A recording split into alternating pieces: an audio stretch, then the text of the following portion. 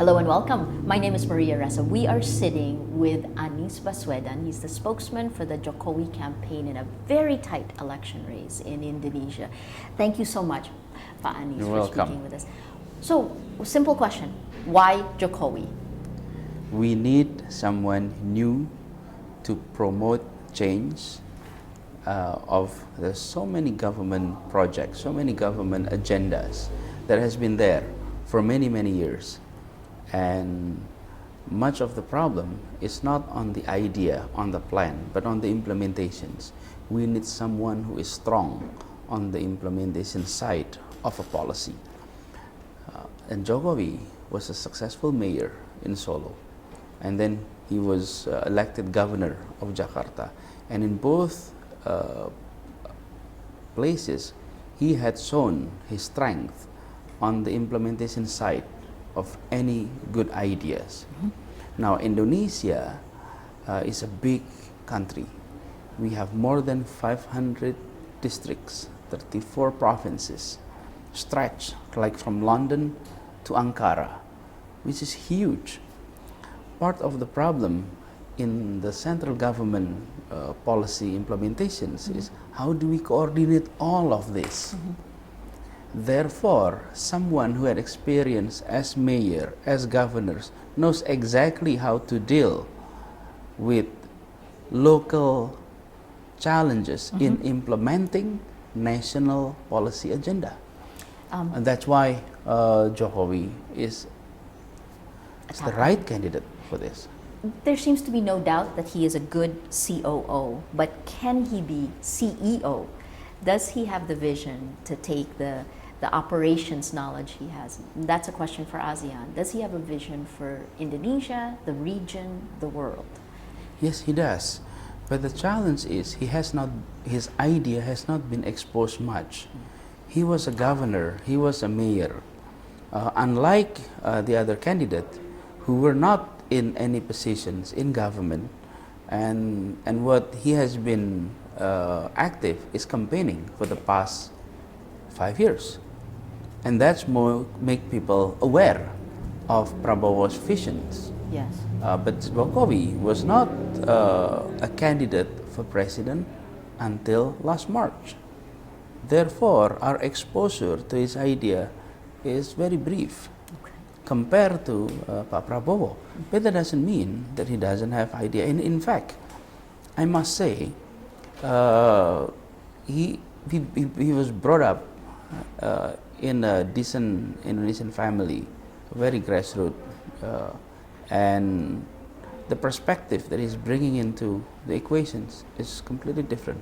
And I think the visions would be rather different than the traditional approach in seeing Indonesia.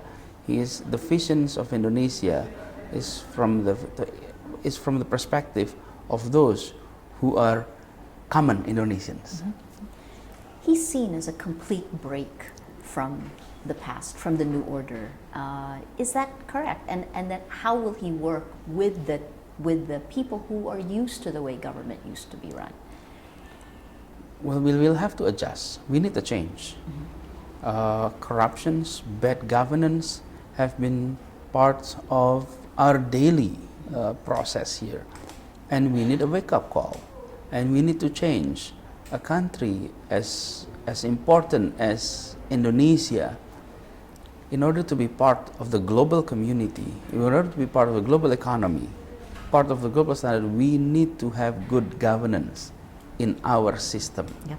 Without good governance, you're not going to have a good performing government for the people and also being part of the world. Now, the world is comparing countries one another, not only based on its economy, not only based on its human capital, but it's also based on its integrity. Now that requires change, and that requires someone who is clean at the very top, has no burden whatsoever to change, to push for change, and also to be an example of everyone who is working for the government and also the general people.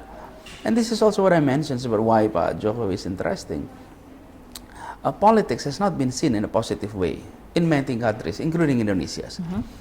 democracies across the globe, the pillars is always trust. Unlike in an authoritarian regime, the pillar is fear. Without fear, no authoritarian regime can survive. Yes. In a democracy, it's trust. But trust is also the part that is deteriorated everywhere in the world, not only Indonesia. You go to Europe, you go to North America, trust toward government decline, trust toward democracy decline. We need to restore trust. And how do we restore trust? We need someone trustworthy, trusted, to be on the top. Why? Because it's that individuals or symbolize the hope that we can change. He may not be able to change everything by himself, but it symbolizes the hope for change. Now, for Indonesia, this is also very important. Our constitution says that everyone has equal rights in this country, and they are equal before the law.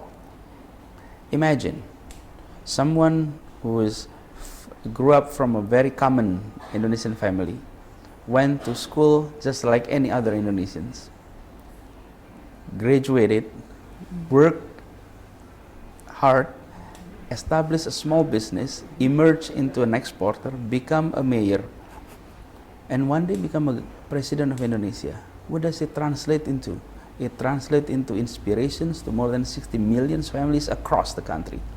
Parents can say to their children, don't worry about politics. Look, if you study hard, if you work hard, you can be like him. That has been rare.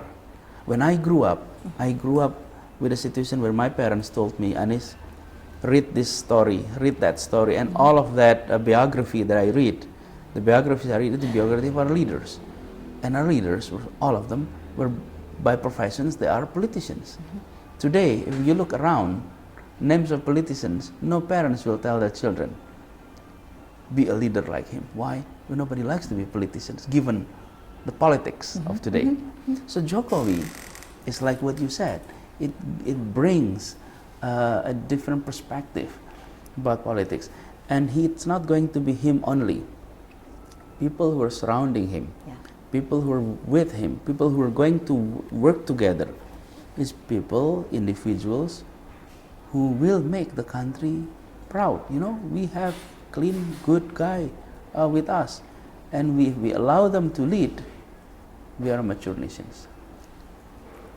Given this, the history of Indonesian democracy from 1998 till now, on Wednesday, what is at stake in these votes? Excuse me. We have passed 16 years after reform. Big agendas were there. If we divide it into three areas, the economy, politics and democracy, and third is rule of law, our economy is doing okay. Our politics and democracy is doing okay. Look around, we're doing good. But the third one, rule of law, we have a serious problem. And the rule of law have a serious impact on our economy and on our democracy and politics. We need leaders that can ensure the presence of rule of law in this country, that can ensure there is a law enforcement of all aspects in this country.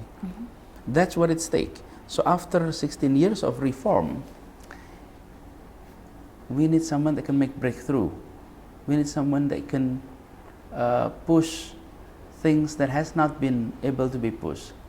There are so many interest groups that prevent good reforms to take place.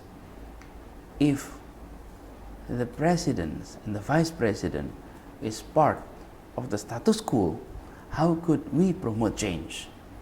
We need someone who is not part of this. We need someone who has not been part of this. Or at least, if they're part of the past, they're always associated with breakthrough. Like Pa Yusuf Kalla. Pa Yusuf Kalla is not someone new. The running mates of Pa Jokowi. He was a vice president. But even when he was vice president, he was always associated with thinking outside the box, with actions rather different than the common approach by the bureaucrats. He's always making a breakthrough. So that's the type of leadership. Why it's at stake? And the democracy needs to deliver. Democracy needs to deliver. Deliver what? Deliver prosperity, deliver justice. That's very clear. Without justice and prosperity, how can we retain democracy?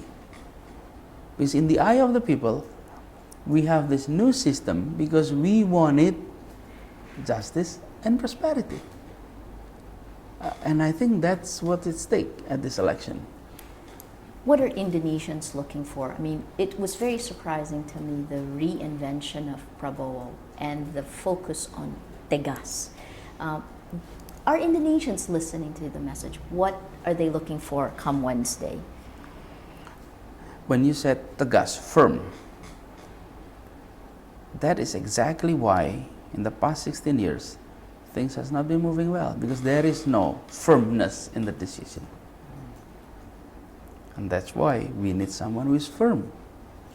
And firm is different than having a military background. For the past 10 years, we have had a president who had a military background, but he has not been associated with firmness.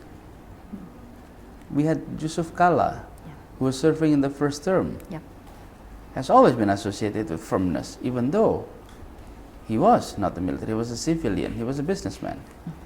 So the image of firmness that is now emerging surrounding Prabowo, it's an interesting packaging. The challenge is, and I've been saying this to voters in both sides, compare 3 to 5 decisions which was decided with firmness. It's not an ad on TV that make you think someone is firm in making decisions. Look at, show us 5 decisions, and then you decide which one is firm. So that sort of, I mean, that's my answer to this. So yes. But on the other hand, the people is also hoping to see someone who understands the needs of the people. It's not the perceived need of the people. Because what's often echoed is the perceived need. We thought this is the need of the people. Now it's not the need of the people. And Jokowi is quite interesting on that aspect. His perspective is always from the citizen's point of view, the regular citizen point of view, instead of from the policymaker's point of view. And that's forces those who are helping, be it advisor or bureaucrats, to change the way they approach how policy is being made. Analysts said that this campaign was actually Jokowi's to lose, and that you ran a relatively weak and lackluster campaign. Is that correct? Lackluster. That it wasn't as inspirational as the message that you're giving now, that in many instances part of Prabowo's momentum in this last month came from the weaknesses of the Jokowi campaign. Is that correct? What did you do right? What did you do wrong? Part of the challenge in our system is we have only 6 weeks to campaign. And this is a system of the challenge in our system. We had about a year for a candidate in running for the House of Representatives to campaign, but only 6 weeks for a candidate for the presidential elections. On the other hand, Pak Prabowo has been running a campaign for quite some times. Pak Jokowi was only announced candidacy in March and officially nominated in May. And then elections in July, early July, first week of July. So you can imagine. And also, that's one. Number 2 is good and bad. Why it's good and bad? Volunteers is massive, really massive, in the numbers of millions across Indonesia.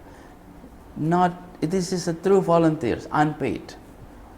And because this is volunteer work, often this is hard to structure the organizations. So I often said this is organized but not structured. Now, we often associate organization with structure. Yes. If there is no structure, as if it is not organized. Yes. Well, it is not always. Crowd has its own logic, and crowd is often organized crowd, but doesn't mean that they're structured. Yes. So, what is damaging for our campaign is more on the black campaign instead of on the organizations and the message. It's more on the black campaign. And the black campaign, given the short period, is infiltrated so many places. We're glad we're able to counter that early, because they did the attack too early, so we have time to reverse the perceptions. Connected to that, then, the role of social media in these campaigns. This is really the first social media election in Indonesia. How do you look at social media? Positive, negative? It is positive. It is on the one hand, expressions is very free. On the other hand, it is often difficult to verify opinion facts through that. Yeah. But it has become a new battlegrounds for the campaign. And Indonesians were so exposed to social media nowadays that engagement in that area is very important. Our teams is also working on this, and in terms of size, I think we have dominated in terms of size. In terms of message, our message often not that focused, because so many messages being echoed by so many different volunteer groups. But I believe each has its own segments that is listening, that is having conversations. But in general, this is perhaps the first elections where social media played an important role, much more important than before. Campaigns ended over the weekend, and you had a very packed weekend, the concert and then the debate. Who won the debate? I think last debate was a great debate for Jokowi JK. It was, I would say, a slam dunk. And part of the slam dunk is because, number one, the issue is environment. Issue is on food security. And those are issues that is so dear to Pak Jokowi. He's a forest, he's a graduate of a forestry department. Pak JK has been spending so much of his time about managing energy, which was the topic too. So that was their strength. And in fact, there were questions being raised by Pak Prabowo Hatta who were being corrected by Pak JK and Pak Jokowi, because those are questions that is basically wrong, and it's uncovered behind what's the understanding of Prabowo Hatta behind the good rhetorics they have, because that's sort of a, if the basics was not right, how can you think of the something further? So the debate was very good. Yes, we were very busy. Pak Jokowi in the last days of the campaign was traveling in Western Java. It was packed, but we're also happy because we campaigned in the districts where survey shows that Prabowo was quite strong in this area. So we penetrated to the hardcore of Prabowo supporter, and we're hoping to convert. And I'm quite positive. If you travel with him, you get a sense where he is really so part of the people. He doesn't travel with he travel with basically a small minivan, and then along the road that he is passing by, hundreds, thousands of people on the side, waving, handshaking. So our schedule has been a bit messed up because travel time Yes. is Increase. really depend on everywhere we go. Thousands of people wanted to meet. So there is a feeling that in the general public that he's one of us, and suddenly one of us is being a candidate, not because he was a movie star, not because he was a great singer, but because he works hard. He served as a mayor of a small city, become a governor, and now a candidate. The narrative is an inspiration to so many common Indonesians that want to see their children be successful and that wanted to see this is the country of hope.